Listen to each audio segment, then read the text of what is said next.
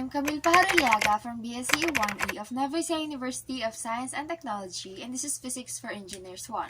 And in this video, we're going to talk about the center of mass. So, the center of mass is known as the mean position of the mass, meaning it's the average position of the total masses given in a system. It is also known as the center of gravity.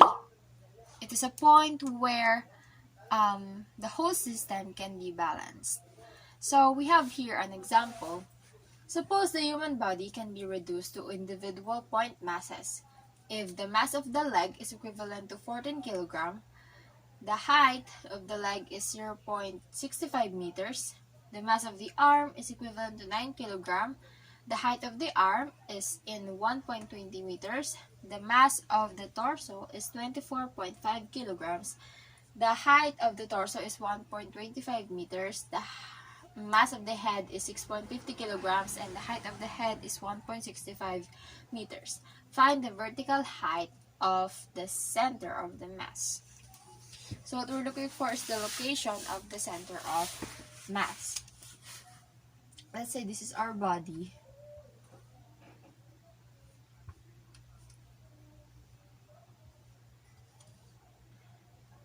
Yeah. So this is the leg's location, the torso,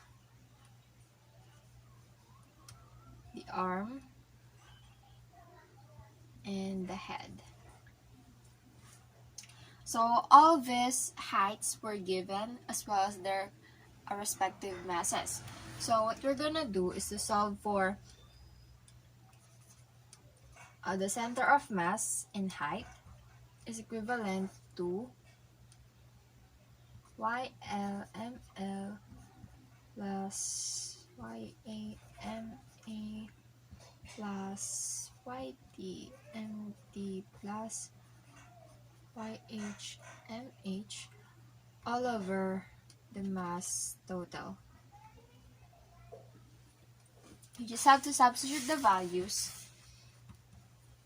So the height of the leg is 0.65 meters times the mass of the leg, since our body here has two legs.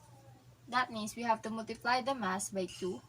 2 times 14 kilograms plus the height of the arm is 1.20 meters and the arm is also 2.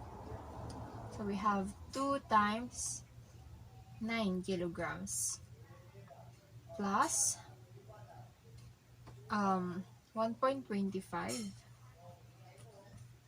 times 24.5 plus